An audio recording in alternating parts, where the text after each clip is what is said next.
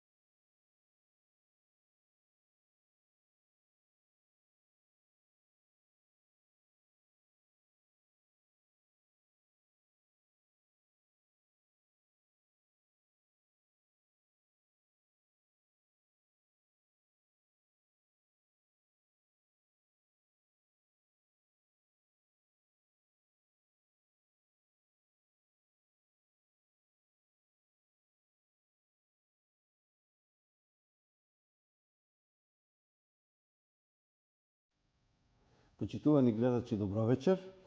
Продолжуваме со разговорите во нашата емисија во потрага по вистинскиот збор. Се трудиме секогаш да имаме нови и атрактивни соговорници, а мислам дека токму вечерва имаме една таква соговорничка, магистер Елена Пренџова, која навистина има за што да ни говори.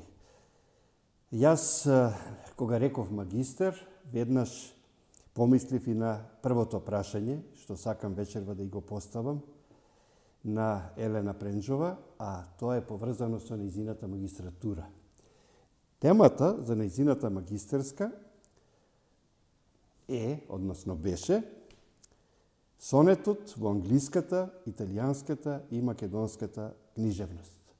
Па, моето прашање е, што ве инспирираше да ја изберете токму оваа тема? Сонетот, се извинувам, е навистина, би рекол, и широка, и длабока, или попрецизно, голема тема.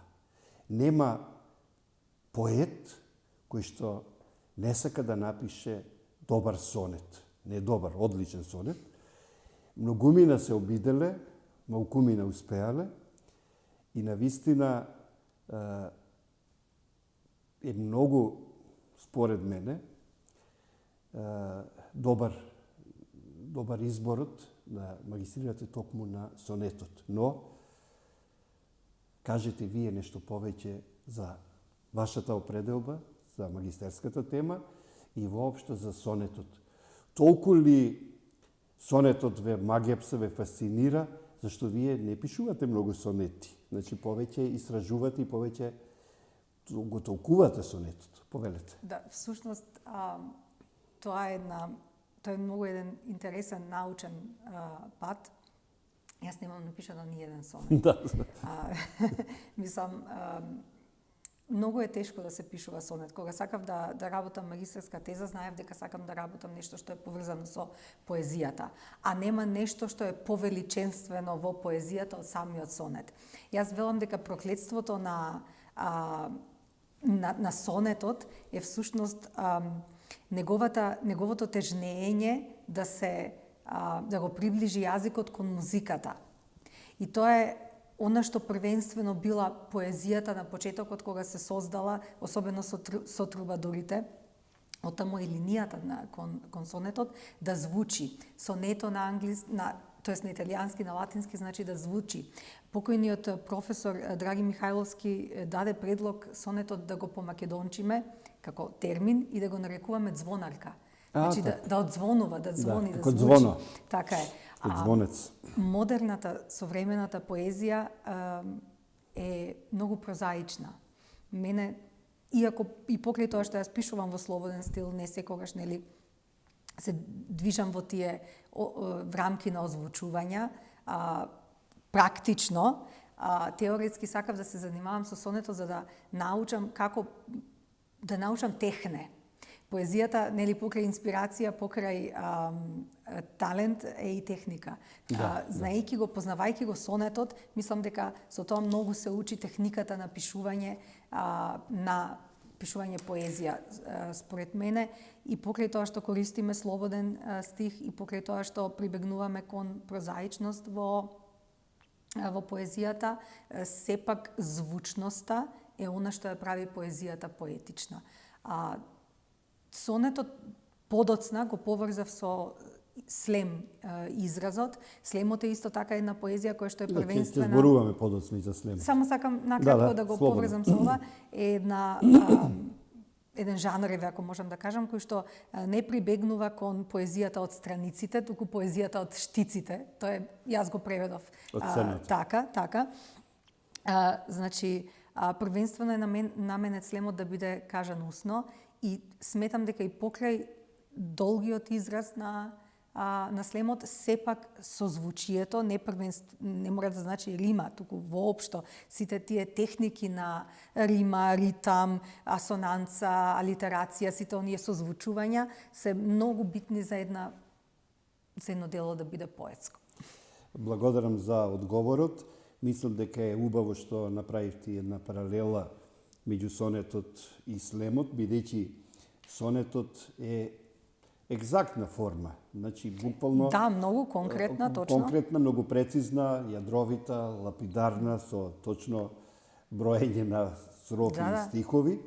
И мене ќе ми биде драго, баш не одам, мислам, скоро ги прочитав вестите дека публикувањето на магистерската теза после 10 години откако магистрирав ќе биде поддржана од Министерството за сега култура, во резултатите од Министерството. Така, и ќе може широката јавност да прочита нешто повеќе за сонетот и кој што го интересира. Особено во македонската книжевност, која што како книжевна традиција нема толку традиција на сонет. Нашата поезија, народна поезија е поинаку конструирана и немаме ние традиција на сонетисти како италијанците, например. Не само што немаме традиција, туку убаво е што преку вашиот магистерски труд компаративно ќе може да се согледа каков е сонетот во англиската, во италијанската и во македонската книжевност. И плюс да докажеме дека културолошката јазичната предиспозиција не е предуслов во една традиција да се јави и да се одржи сонетот. Македонскиот јазик е словенски јазик, не е латински, англосаксонски јазик, ама сепак имаме ние одлични сонетисти, меѓу кои што Ефтим Клетников, Петар Ренџов и останати кои што ги работам во Михаил Ренџов. Да, Михаил Ренџов. Син Петар е музичар. Добро. Сакам Пренџова да ве прашам, бидејќи денес работите на Универзитетот Мајка Тереза во Скопје, знам дека е тешко да се комбинираат наставата од една страна, преводот од друга страна и пишувањето, посебно поезија. Јас сум се воодушевувал кога вие симултано преведувавте на Струшките вечери на поезијата. Затоа ова го нагласувам. Значи, успешни сте при преведувањето. Иако некако го одбегнувате преводот. Малку книги имате до сега преведено, повеќе сакате симултано во живо да преведувате. Но, убав е спојот од една страна настава, од друга превод, од трета пишување, посебно поезија. Вие некако се држите до пишувањето поезија, не толку критика, есеј или проза, значи не лутате, некако одраѓање како да сте венчани, односно определени за поезијата. Добро, значи дипломирав на англиски јазик и книжевност наставна насока, значи не учев јас за симултано и консекутивно преведување, не ми е тоа фах. Значи преведувањето Ама го практикувате и како успешно? Многу ретко. Да, многу ретко. И терминологија која што ми е мене блиска, затоа што тоа е навистина многу тешко. Мислам, колегите од таа област се многу навлезени, си учат терминологии и навистина се професионални. Јас не сум во таа област, иако е сродна, нели? Работам со јазикот највеќе на книжевно ниво, на работа на факултет работам технички преводи, таква е службата, не преведуваме ние книжевни преводи на нели? Меѓутоа многу ми се допаѓа процесот кога менталитетот од еден јазик треба да се пренесе во менталитет на друг јазик, тоа најчесто најдобро се гледа во синтаксичката структура.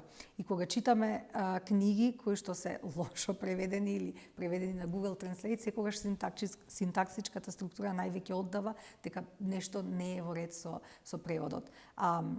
Кога читаме еден превод, според мене успешен превод е кога го читаме и не имаме чувство дека тоа е превод. Немаме чувство дека тоа е превод.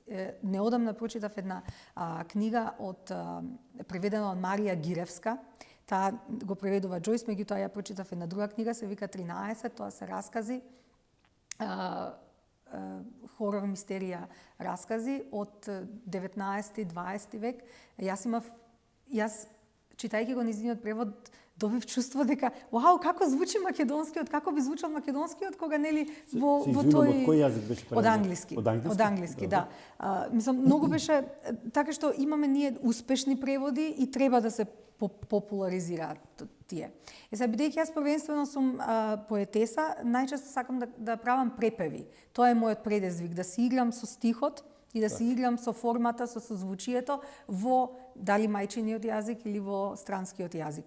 Преведувам од англиски на македонски, од македонски на англиски и преведувам од српски на македонски, но не и обратно. Ако може да покажам нешто, може, слободно.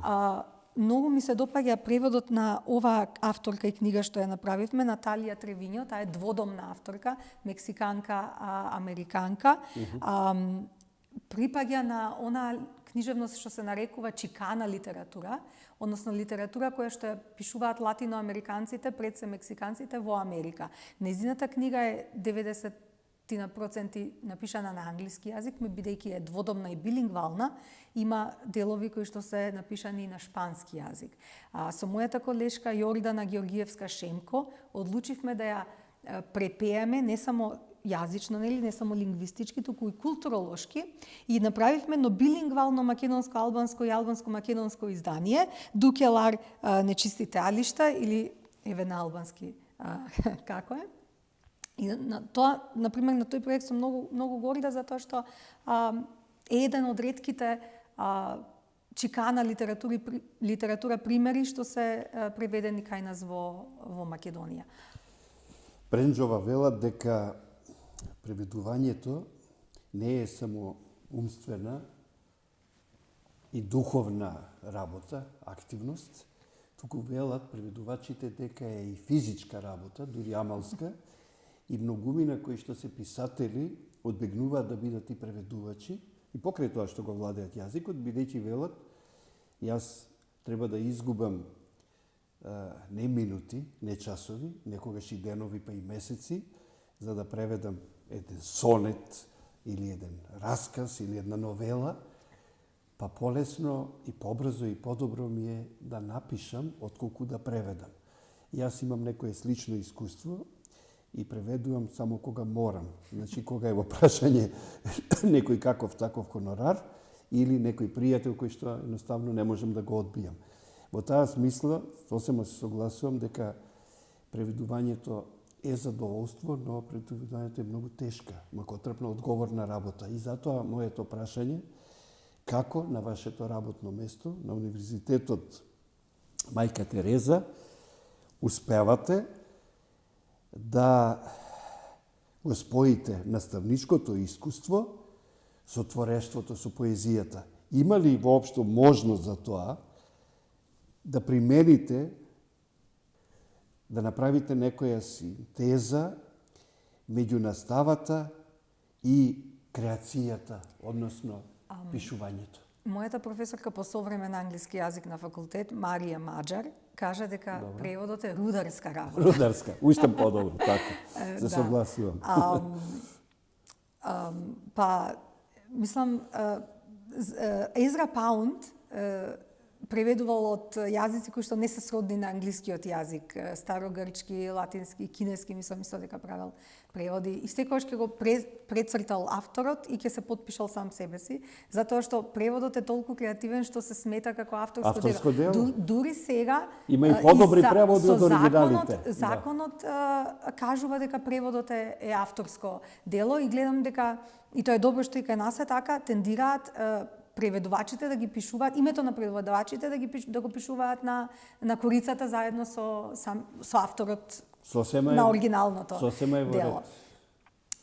Во Универзитетот Мајка Тереза во Скопје не предавам, не сум вклучена во наставниот процес, вклучена сум се водам како советничка за преводи на ректорот. Меѓутоа, моето искуство од 17 на 18 на години предавање ме внело и во институционализираното образование и надвор од него, од градинка до универзитет. Најчесто кај нас, професорите по англиски јазик се предаваат современ англиски јазик во приватни или во државни училишта. Од тоа научив работи кои што сватив дека всушност факултетот само те подготвува за работниот процес, а дека самата работа и праксата ти дава многу повеќе знаење и умешност како да пливаш во таа професија. Научив дека мораме да знаеме странски јазик, како да ги научиме децата или возрастните странски јазик, така што ќе знаеме да ги направиме паралелите помеѓу странскиот и нивниот мајчин јазик. Затоа што не е исто да предавате англиски јазик на македонци. Јас сум предавала и на турци, и на арапи, на луѓе од Африка, на од полска луѓе. Поњаци. Да, сум предавала и македонски на некои од нив и сите различно го поимаат странскиот јазик, бидејќи доаѓаат од една поинаква лингвистичка култура.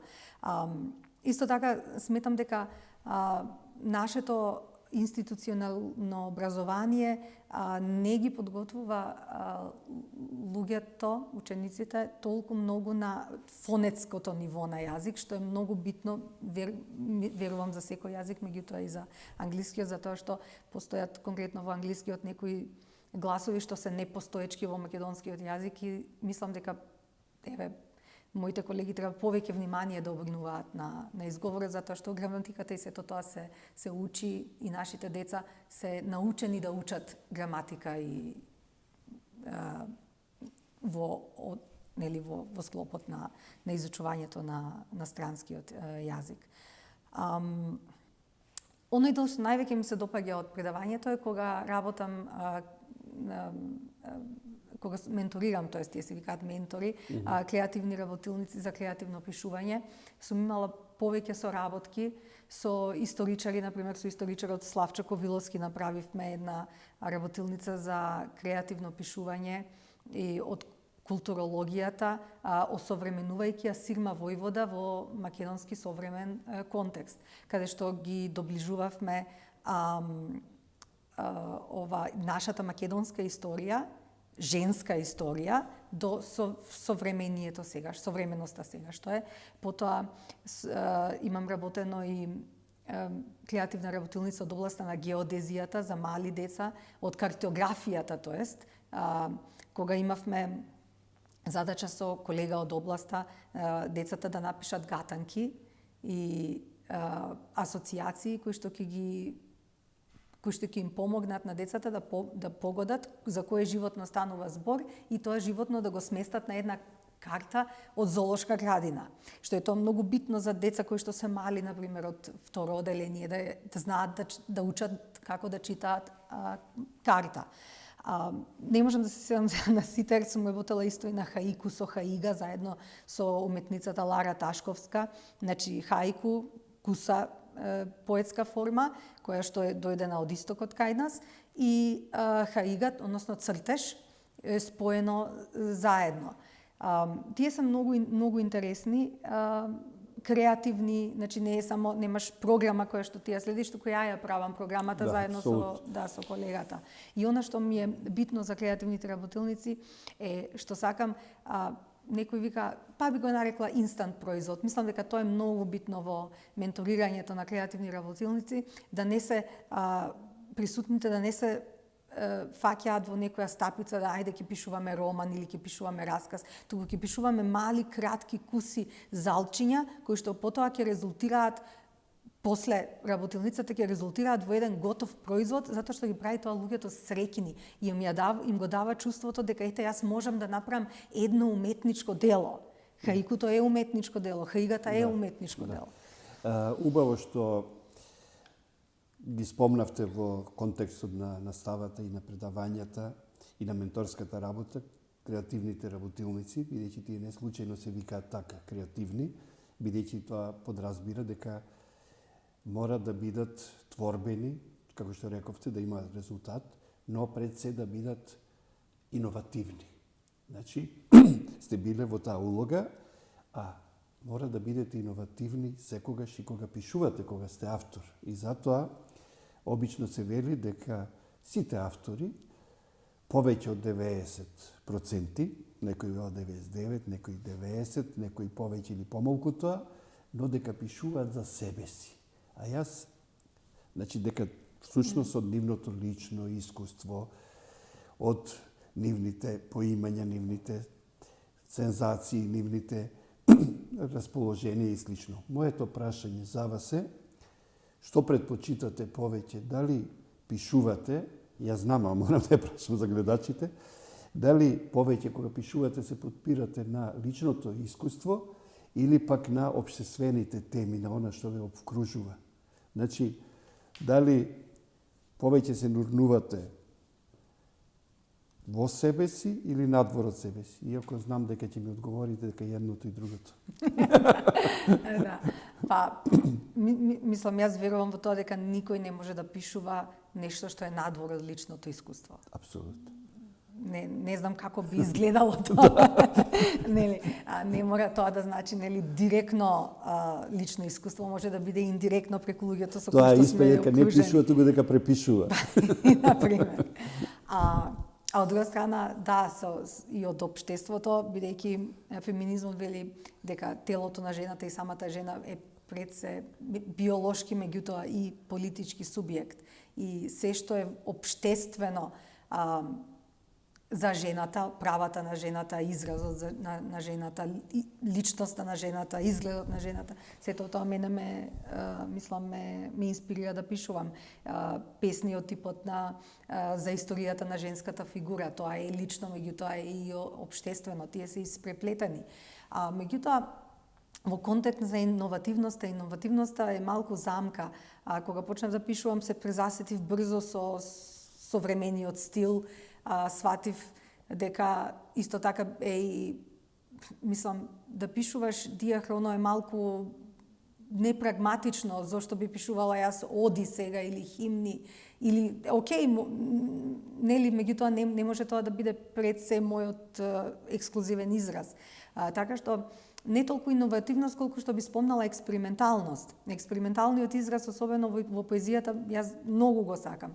Го сакам во кратките форми, го сакам преку калиграмите, визуелната, кодираната поезија. Можете вие да покажете, например, пред камерата, на некоја страна, значи тоа е кодирана поезија, е поезија правена во програмски јазик. Тоа е вашата книга Холограм од спомени, избор поетски минијатури, избор визуелна поезија и кодирана поезија. И тоа, например, е една форма која што не го користи живиот јазик на луѓето, туку го користи јазикот на... Еве, и за гледачите ќе им посочиме делот. Добро. Визуелните ваши песни, еве како изгледаат, графички, ликовно, изгледа многу привлечно, многу провокативно. Тие се правени графички, се правени од страна на графичката дизајнерка Ивана Коровешовска, а кодираната поезија е правена, тоа е кодирана поезија во програмски јазик, е правена со помош на програмерот Владимир Петрович од Белград. Значи, тие се некои хибридни експериментални форми кои што... А ова е правено Делена Пренџова со дактилографскиот вез на компјутерот, на тастатурата. Од Оливера Димовска. Значи, мора да имате некој, мислам, барем јас, не верувам во тоа дека јас како сама, нели, една ќе направам еден производ како што е книга. Си има тука и графички дизајнери, лектори, луѓе, нели, кои што се стручни во областа.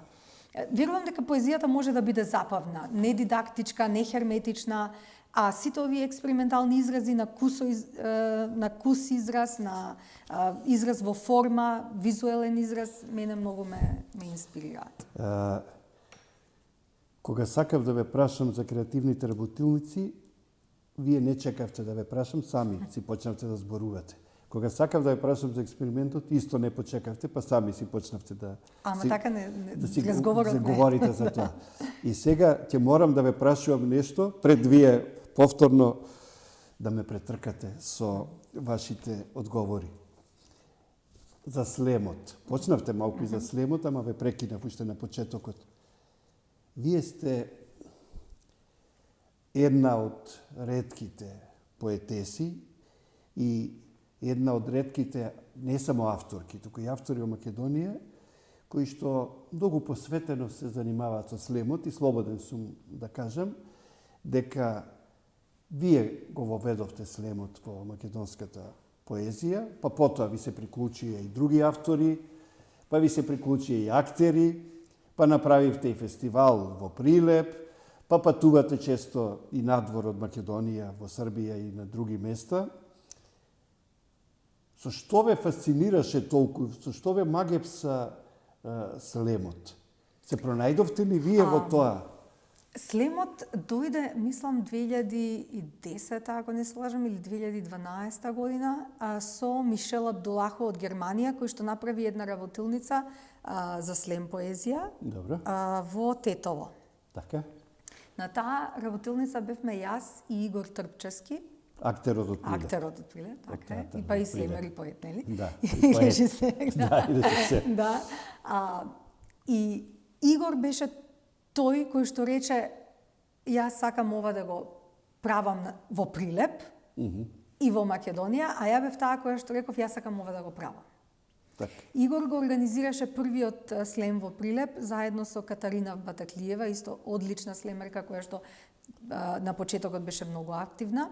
И потоа втората или третата година се приклучив ја и почнавме да го правиме националниот слем, затоа што во периодот кога ние почнувавме со слем фестивалот во Прилеп, се создаде една европска слем сцена која што потоа се вбрежи на светско ниво и сега националниот слем во Прилеп, односно, нели, ние како организатори сме влезени во како земја членка на воздруженијето на европскиот и светскиот слем и секоја година тој што ќе победи, односно таа што ќе победи, оди на европското слем првенство и потоа ако се пласира, заминува и на светското слем првенство. Многумина, вклучително и вие, сметате дека, тогаш сметавте, не знам сега дали сте си го сметале. Има подреден отпор, да. Да, дека слемот е забава, дека е шоу бизнис. Дури ми навикуваше на есрада, морам да кажам, во еден период. Добро, меѓутоа е забавен слемот, меѓутоа во последниот период станува многу сериозен од типот активистички. Значи, тие луѓе што доаѓаат на слем зборуваат за многу круцијални општествени теми, нели, зборувавме дали личното, нели, или општественото. На запад во слемот се зборува за човековите права, за дискриминацијата, за силувањето, за убиствата, баш сериозни, дури потресни теми.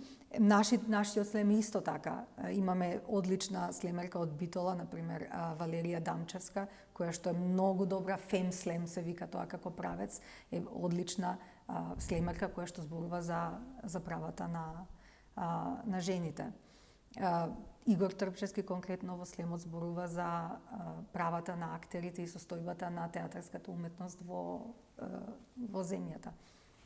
Значи, може да го гледате како забава, нели, како естрада, дури некои луѓе не им се допаѓа моментот што е надпревар, меѓутоа и тоа е еден вид на забава. Значи, слемот не е херметичен, не е академски.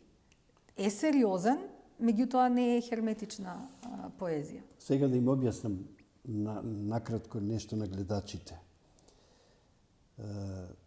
Кога бевме во Мелник, Бугарија, Елена Пренџова ја говореше, односно ја читаше песната Мојот маж. Таа твоја песна Мојот маж, за која што многумина, па и јас, сметаат дека е дел од тоа така наречено феминистичко писмо. Јас се сеќавам многу добро. Ја возев колата и врнеше голем дожд и сакав како повозрасен, односно постар, да ти упатам совет и ти реков: Елена, пишувај, ама не глуми, односно не посветувај толку внимание на говорењето, на настапот на Значи не биди слемер. Не биди слемерка. И ти тогаш знам дека не ти беше драго што тоа го слушна од мене, малку и ми се подналути и рече: пушти, јас ќе правам тоа што сакам да правам, што е во ред. Јас во тој миг не верував дека ти навистина тоа толку страстно го сакаш, го чувствуваш и ќе го правиш. Сега веќе ти верувам. Добре што ја верувам во себе. Да, и гледам дека таа песна Мојот маж, еве, се уште трае, продолжува да трае. Да, Мишо Китановски рече еднашка дека Мојот маж е антологиска песна. Да. Меѓутоа, таа песна е објавена 2012 или 2012-13, да, во книгата Живот под звездите и доби награда од Македонија презент. Награда за македонска доби наградата за македонска книжевна авангарда. Да. Ќе заборавев да кажам, а морам да кажам. Ти премногу го сакаш, го љубиш експериментот. Сакаш да бидеш постојано различна, да бидеш креативна, иновативна. Од книга во книга да не се повторуваш, да не личиш на тоа што си била претходно и воопшто да не бидеш добра на начин на кој што претходно си била добра. Ама јас верувам во тоа. Јас верувам дека во моментот треба да бидеме најдобри во овој момент што сме сега. Так, и мислам дека за било кој креативец е проклетство дали прави изложби или пишува книги, кога навистина не знаете која му е првата изложба или која му е првата книга, а која е последна, затоа што во тој случај нема прогрес. Да не оди човекот, односно авторот, само по проверени патеки. Да не оди само по исти патеки. Мора да има прогрес, растење во она што го Или што само го прави. да чекори само по собствените и врз собствените стапки. Мислам дека ти тоа никогаш не го правиш и јас те поддржувам, бидејќи јас цел живот се трудам, па и кога грешам, кога на другите тоа не им се допаѓа, сакам да направам нешто ново и нешто различно од претходното. Сега, моето прашање е поврзано со твоите престои во странство. Ти си добитничка на повеќе награди и признанија, меѓутоа си истовремено и учесничка на повеќе резиденцијални престои. Благодарејќи на резиденциите, ти престојуваше во, јас извинувам, еднаш вие, еднаш ти, но затоа што се знаеме од подолго време. Значи, престојувавте во Италија, во Кина, во Србија. Што значат за вас резиденциите? Кои би ги издвоиле и зошто? И веднаш да ми одговорите на прашањето за вашите преведени книги на странски јазици. Добро. Ќе почнем од преведените книги. Значи, јас немам многу книги преведено на странски јазици. Имам една, тоа е многу интересно, јас викам југословенска книга. Значи, во Брчко, Босна, мојата книга од македонски јазик ја преведе србин на хрватски јазик. Жарко Милениć. Жарко Милениć. Да, тоа беше мојата прва книга преведена на странски јазик и беше резултат на наградата за најдобар поет на поетската манифестација на која што гостував таму. Татко ми даде еден многу добар совет, кој што не бев свесна дека е тоа така. Ми рече, знаеш, па ти имаш еден адут повеќе од останатите тоа што го знаеш јазикот. Да, сите ќе кажат, сите знаат нели англиски, меѓутоа еве јас го знам постручно да кажеме, нели? И си реков, па зошто да не ги печатам своите книги, нели, да не ги преведувам и на англиски јазик. Тешко е, затоа што тоа што сум сакала да го кажам, знам дека сум сакала да го кажам на македонски, во спротив ќе сум го напишала на англиски или на некој друг јазик. Меѓутоа ете одлучив да одам и во кон таа насока и оваа книга за една кратка урбана љубов што стравуваше да се нарече себе си така, одлучив самата да ја преведам на англиски, меѓутоа и колеги од другите земји да ми помогнат да биде преведена исто така и на словенечки, на албански и на италијански и српски. И сметам дека тоа е многу практично за нас поетите, бидејќи за разлика од прозата, поетските книги се помали, затоа што и песните се често покуси, се добар промотивен материјал за кога одиме на некои манифестации, поетски средби имаме 6 во 1, например. Што се однесува до резиденциите се еден многу добар начин да се ставиме себе си во еден поинаков културолошки контекст и таму да твориме, да направиме некој дело или да работиме на некој дело. Имам одедено повеќе резиденции, благодарна сум на тоа. Вие конкретно ме прашавте за Рим, за Кина и за Србија, мислам. Да. Рим беше март 2025 година. Престојував еден месец, преведувајќи еден многу интересен автор, Јакопо Мељо, со неговата поетска книга Париз 21. Јакопо Мељо е лице со попреченост. Тој се залага за човековите права и за правата на лицата со попреченост. Има многу добиено награди од Европската унија за тоа и не е првенствено поет, мислам е поет, меѓутоа пишува и графички роман, има напишано книга за деца посветена на неговата сестра, има напишано и книга 100 прашања и одговори за луѓето во врска со луѓето со инвалидитети. Многу интересен автор. Јас се надевам дека во Македонија ќе успеам да најдам издавач за оваа негова книга. Обично оди тешко, поезијата не е комерцијален жанр кој што нели е доходовен, но се надевам дека ќе успеам. Рим секако мислам е еден велик град, полн со историја, полн со сегашност. Не знаете надолж попреку каде се да фатите. Јас бев таму 30 дена и пак не успеав да видам ни половината од тоа што таму го нуди како. Плюс, секако е многу добар начин да го научите јазикот. Јас италијанскиот јазик го студирав на факултет, меѓутоа го студирав само 2 години за разлика од англискиот. И бивајќи таму ми помогна многу да напреднам во јазикот. Што се однесува до престојот во Белград, таму бев преведувајќи една друга поетска книга за која што за жал исто така не успеав да најдам издавач овде. Таму нели Белград е блиску ни е, луѓето често од Македонија одат таму, меѓутоа убаво беше можност да се запознаам првенствено со тамошната слем сцена, која што покрај хрватите е една од првите на Балканот што се востанови овде, а Кина е приказна за себе. Значи Кина е културата, архитектурата таму, храната, се е поразлично. Сосема друг свет. На поинаков начин отидов во Кина. Во Кина отидов учејќи кинески јазик, па целата група тогаш не однесува во Кина да го доучиме кинескиот јазик и култура.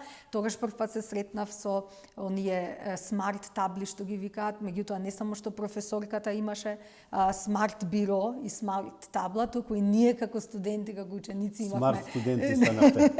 Имавме смарт клупи, еден сосема поинаков процес на предавање, сосема поинаков процес на изучување на културата кинеска и на кинескиот јазик.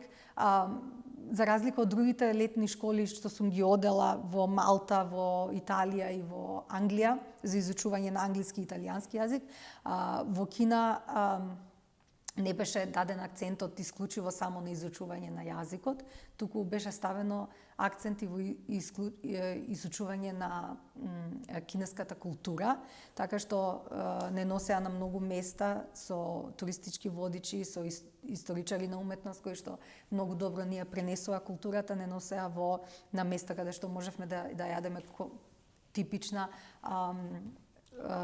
кинеска храна, така што тие престои и патувања не се туристички. Јас сакам да патувам, меѓутоа не сакам баш да бидам туристички настроена во тие Вака, патувања. почитувана Пренџова, бидејќи имаме неполни 10 минути до крајот, а сакам да ги представиме сите овие книги, накратко.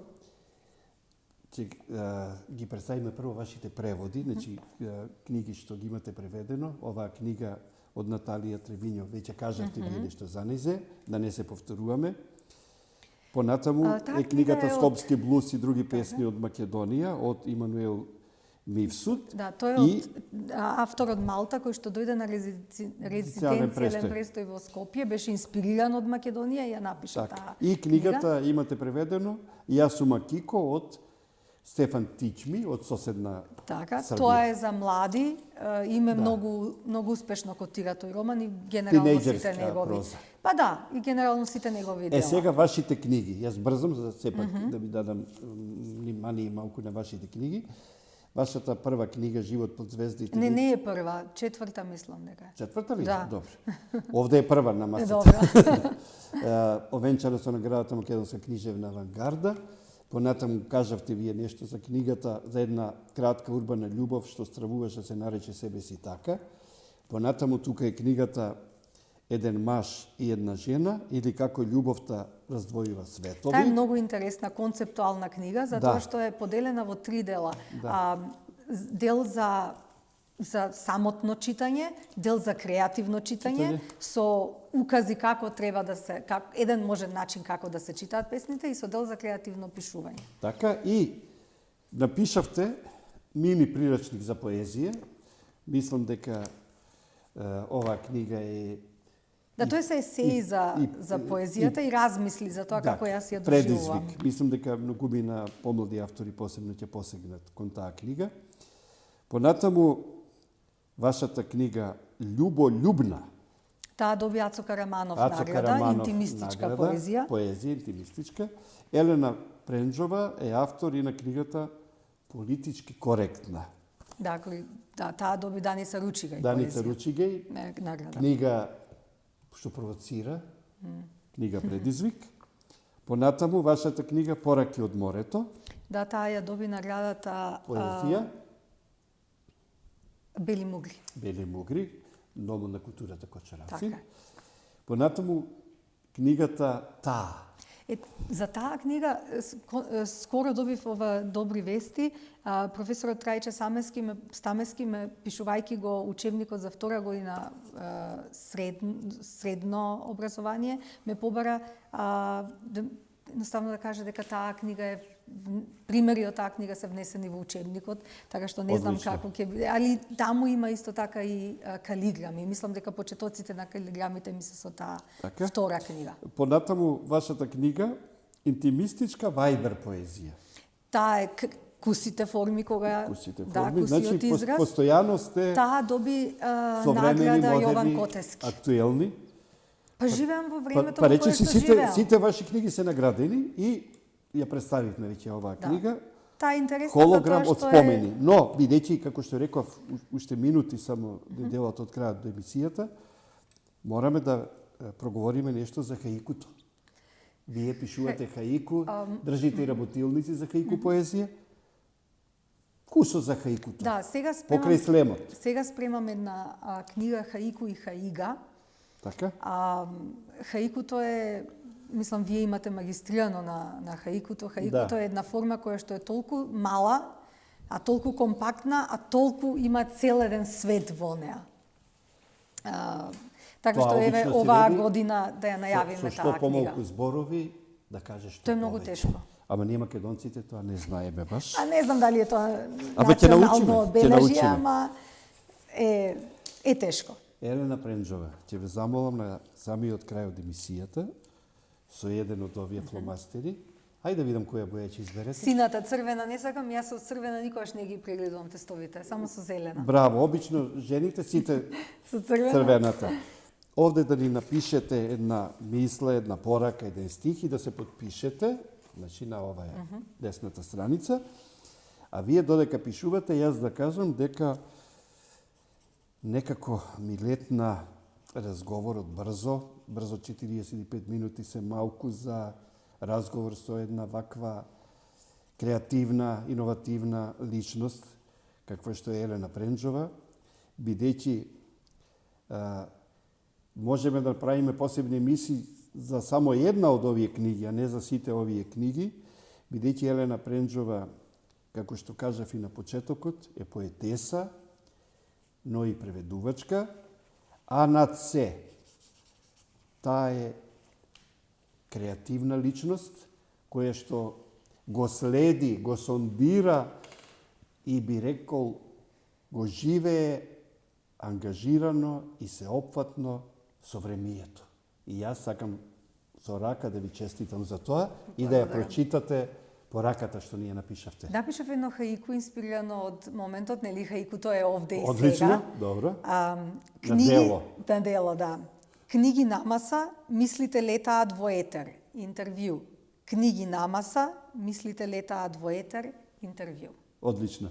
Да им кажам на гледачите дека хаику песните веќе се многу кратки, обично се читаат по 2 пати, а понекогаш и 3 пати, бидејќи со едно само читање нема ни да слушнете, а не пак и да разберете. Благодарам Елена Пренџова за разговор и верувам дека наскоро во некоја следна прилика ќе имаме нови поводи за говорење, за разговарање, бидејќи една ваква немирна, би рекол, ама вредна личност, каква што сте вие, ќе создаде уште нови дела за кои што во нашата емисија во Потрага по вистинскиот збор со задоволство и со радост ќе говориме повторно.